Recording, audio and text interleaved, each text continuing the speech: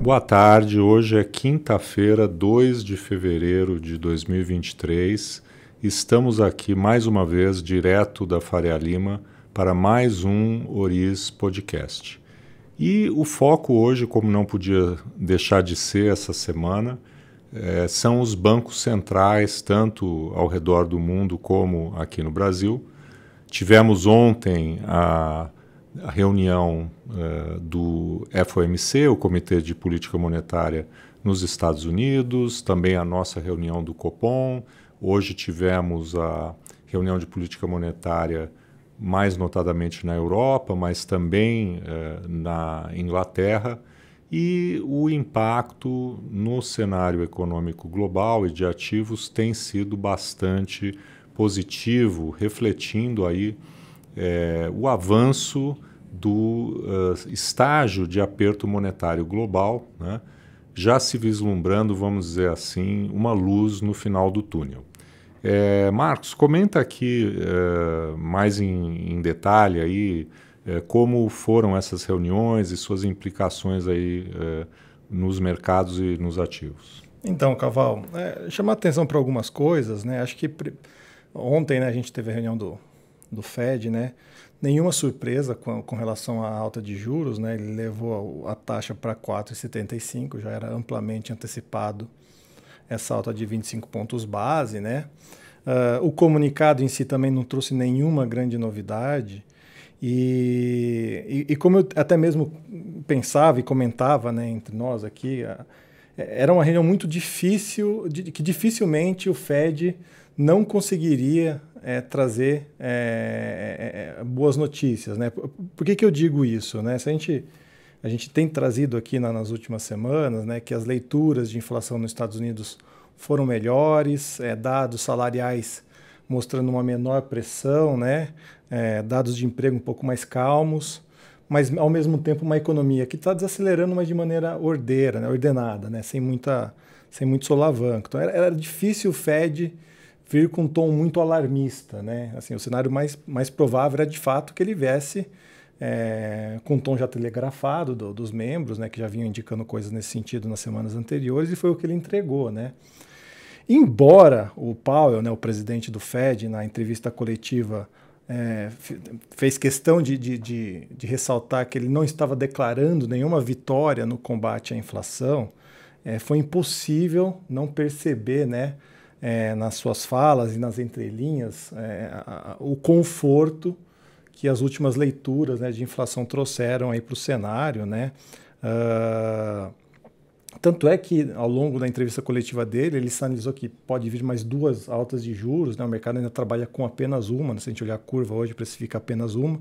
O Powell falou em 2 altas, mas mesmo assim, acho que o recado importante que ficou, né, disso tudo é que o Fed já chegou no ajuste fino, né? Assim, aquela dose cavalar de juros que ele teve que entregar ao longo dos últimos meses, né, dos últimos trimestres, ficou para trás. Agora é 0,25 a mais, 0,50 acumulado aí nos próximos 2, 3 meses, mas não vai fugir muito disso. E isso traz um nível de conforto muito grande para os agentes, né, principalmente agentes de mercado, e acho que está muito em cima disso, né, o reflexo nos ativos que estão em modo de comemoração, né? A gente viu aí ontem a Bolsa subindo bastante, né, nos Estados Unidos. Hoje, né, normalmente você tem uma reunião, o padrão foi que nos últimos anos, né, nos últimos 1 ou 2 anos, você tinha uma reunião do FONC, né, do Fed, ele trazia um recado mais duro com relação ao combate da inflação. No dia o mercado ficava em dúvida do que fazer e no dia seguinte o mercado desabava. Hoje não, hoje o mercado confirmou o movimento positivo de ontem, os mercados estão muito positivos e acho que é muito nessa linha, né? O ajuste fino, né? Ficou isso. Apenas um parênteses aqui, temos amanhã, né, o dado mais importante com relação à economia americana, talvez até global, que é o relatório de emprego nos Estados Unidos, como estão os salários, enfim, né? Se esse relatório reforçar a convicção de desaceleração do mercado de trabalho e salários, né, acho que os mercados provavelmente poderiam continuar nesse humor mais positivo. Exato, assim, indo na mesma direção, com algumas diferenças, né? Hoje teve a reunião do Banco Central Europeu, subiu em 50 pontos base os juros, foi de 2 para 2,50, também totalmente telegrafado, né? Mas também uma dificuldade muito grande do Banco Central Europeu em se mostrar muito mais combativo com relação à inflação, que de fato está alta, mas também celebrando um pouco esse momento de economia que passou por esse pior momento da inflação, fez pico, a economia tem se mostrado resiliente em relação a toda a crise energética que enfrentou nos últimos meses, né? E mais importante, nas últimas semanas, né, alguns membros do ECB, né, do Banco Central Europeu, declararam que esperavam mais 2, 3 altas após a alta que foi dada hoje, né? E o tom da Lagarde foi, a gente dá mais uma alta em março e depois a gente vê o que a gente faz. Então, assim, nem aquelas 2, 3 altas que estavam sendo telegrafadas para além de março, a Lagarde conseguiu, né, a Lagarde, a presidente do Banco Central Europeu, conseguiu deixar aí na cabeça do mercado, né? Então, o banco, os ativos também celebraram, entre aspas, aí, essa sinalização de estar perto do fim também o ciclo de aperto por lá. E também acho que vale a pena citar, né, o Banco Central inglês, né, o da Inglaterra, também teve a reunião hoje, subiu para 4% os juros, era esperado, mas também deu um sinal na direção de que talvez tenha sido o último ajuste na taxa básica de juros, né? A semana passada a gente já teve o Canadá, que também fez uma questão de sinalizar que provavelmente chegou ao fim do ajuste, né? E aqui, já trazendo um pouco para a nossa realidade, né, Caval? Acho que fica muito na nossa cabeça, que está acompanhando muito no detalhe esse tipo de dinâmica, né? Que a gente sempre vinha falando que o Brasil tinha iniciado, né, o processo de aperto monetário antes que iniciou, né, foi o primeiro país a apertar a política monetária durante a pandemia, né, após o pico da doença, né, e provavelmente seria o país a primeiro estar cortando juros, né, alguma coisa em meados desse ano, final desse ano, né, e hoje o mercado já precifica possivelmente um corte de juros por parte do Banco Central americano, né, pelo Fed já no último trimestre, né. E a realidade aqui no Brasil não é bem essa mais, né? Parece que a gente está tendo uma mudança de contextualização em relação à dinâmica do nosso ciclo, que poderia caminhar em ser, de fato, o primeiro país a cortar juros aí no mundo, né, Caval? Pois é, o presidente do Banco Central, Roberto Campos Neto, ele gostava de mostrar no ano passado um gráfico que mostrava que para 2023, né, o Brasil era um dos poucos países que a curva de juros sinalizava, né, movimento de queda, né? E nós começamos o ano de 23 com a curva, inclusive, sinalizando, né, que o próximo movimento poderia ser até de alta, né? E ontem, numa decisão, né, já esperada de manutenção da Selic, o Banco Central acabou dando um recado mais duro do que a maioria dos analistas, nós mesmos aqui na URIS, e imaginávamos, né? Pois ele claramente demonstrou novamente e de uma maneira, vamos dizer, mais contundente o desagrado com a trajetória da inflação esperada no horizonte relevante da política monetária, que, nos termos que ele até colocou, crescentemente, né, será o ano de 2024, né? E um pouco mais à frente começará, né, também a entrar no seu radar o ano de 2025. E nós temos visto, né, que as expectativas com relação a esses anos, elas estão em ascensão. No ano de 2024, no Focus, já estão em 3,9 para a meta de 3, e no 2025 meta também de 3%, em 3,5%. Né? Então, aqui a gente pode atribuir isso, né? Se no mundo a gente está vendo que a inflação global, né, que também nos prejudicou, esse contexto inflacionário global, está numa trajetória de recuo, por que nós, né, que estávamos mais avançados, né, agora podemos até ficar atrasados, mais ou menos que nem aquela fábula da lebre e da tartaruga, né? Que a lebre sai na frente, mas cochila e depois perde a corrida. Bem típico, aliás, né? Da tradição brasileira. Mas o fato é que nós temos insistido muito, né, que ao fragilizar as instituições fiscais, né, e elevar o gasto público, o governo prejudicava a trajetória de desinflação da economia no horizonte relevante da política monetária atual, 2023, 2024, né, pela pressão de demanda e, nesse sentido, dificultando a convergência da inflação à meta, né, e fazendo com que o mercado e os analistas adiassem, né, progressivamente para o final do ano, enfim, e até para horizontes mais longos, a queda da Selic, que se imaginava já ocorrer provavelmente daqui a 2, 3 meses, né? Uma ou duas reuniões do Copom adiante. Mas, ao mesmo tempo, né, em que houve essa fragilização da questão fiscal, né, a retirada da âncora, o teto de gastos, o governo também criou incerteza no horizonte da política monetária, né?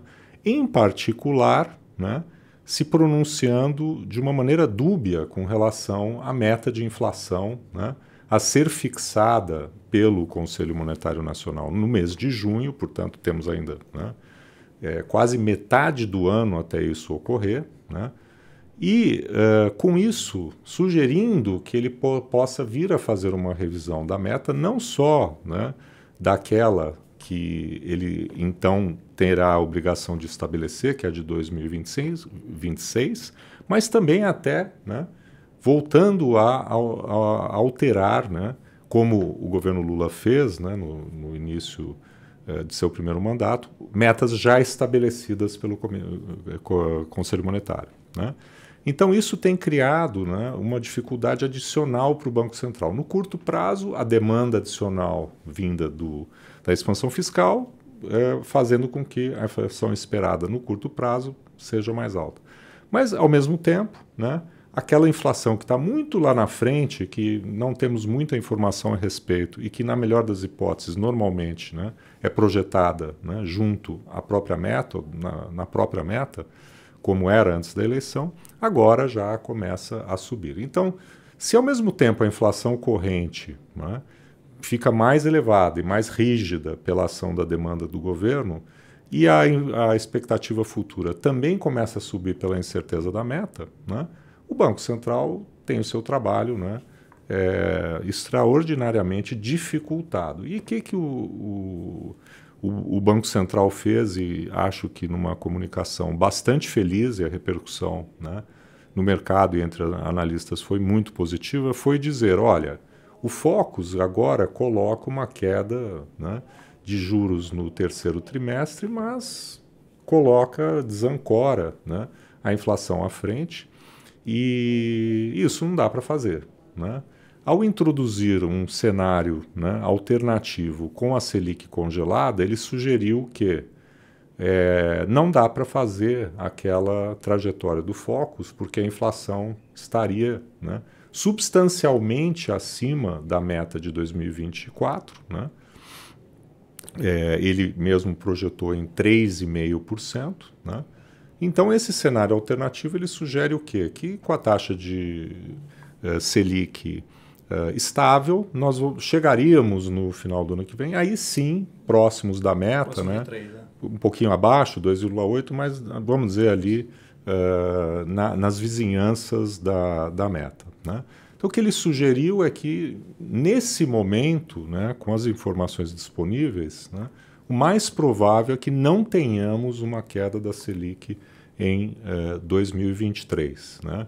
Então, aquela história, a gente estava já com uma queda da Selic encomendada, agora ela vai, né, ser postergada, provavelmente, né, tudo mais constante. Provavelmente vai aparecer no Focus na semana que vem, né, essa mudança. Modificação.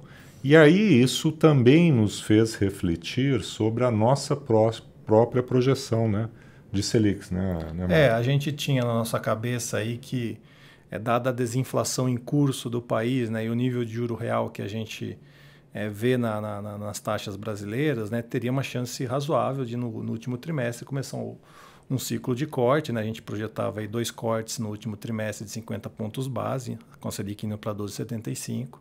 A gente está empurrando esse corte para 2024, depois desse recado duro, né, do Banco Central. Acho que é muito claro aqui o recado que ele quis dar, né? E ainda mais pelo fato dele ter inserido, né, frases ali, sentenças que diretamente mostram ao que ele está reagindo, né? Ele que é dentro do fiscal incerto, né? Ele falou, a conjuntura mostra que existe uma incerteza muito grande com o fiscal e com as expectativas se distanciando da meta, né? E só lembrando, né? O Focus hoje tem corte para agosto desse ano, né? Coisa que provavelmente, se não nessa semana ou na próxima, já deve estar incorporado nas expectativas, né?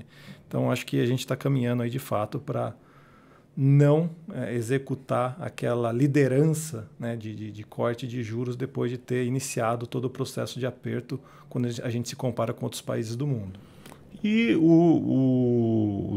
surpreendentemente, não por acaso, né, mas até é incrível, né, ter que registrar que todo esse processo de deterioração das expectativas está ocorrendo num contexto de apreciação da nossa moeda. Eu não me lembro, né?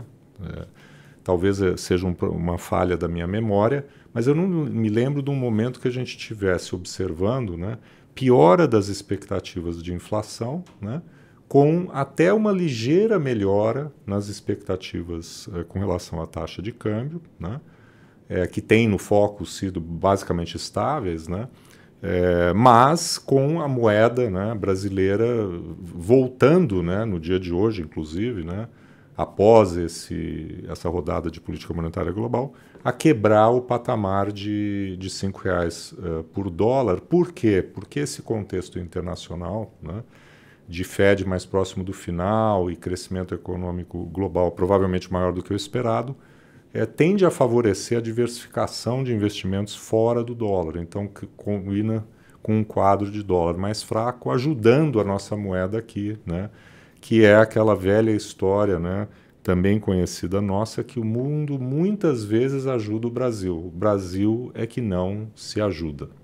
Sim, pois é. E tem a China também nessa história inteira, né, que é beneficiando nossas commodities. A gente... Inclusive, antes comentando rapidamente, na nossa balança comercial de janeiro, né, é bastante favorável, bastante exportação de commodities, principalmente milho, né? Então, de novo, o mundo, né, a conjuntura aí joga a favor da gente ter fluxos positivos para o Brasil, mesmo em meio a grandes incertezas aí que foram colocadas no nosso cenário doméstico, né, Carol? E aí, né, para concluir aí, quer dizer, nós estamos ainda muito cedo, né, estamos completando aí um mês do novo governo, né, há muito espaço, né, para que os erros iniciais de política, de sinalização que foram feitos, eles possam ser corrigidos. Nós passamos ontem pela eleição, né, das presidências do Congresso, que favoreceram, né, o governo e a sua articulação política, né? Agora há, né, a ideia de avançar na agenda da reforma tributária, do arcabouço fiscal, né?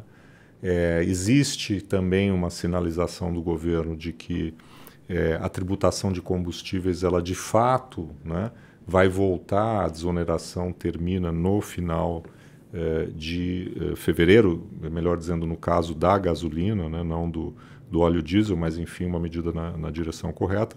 E aparentemente está sendo costurada, né, uma solução técnica para a substituição dos diretores do Banco Central. Todos esses pontos que nós temos levantado aqui, pontos de muita atenção, né, nossa e dos mercados em relação ao que pode acontecer aí no curto prazo. Ou seja, há tempo, né, há como o governo sinalizar, né, e voltar a se comprometer, né, com o mínimo, né, do ponto de vista da agenda fiscal, né, não criar toda essa incerteza com relação ao regime de metas de inflação e nos fazer aproveitar esse momento favorável aí da economia global.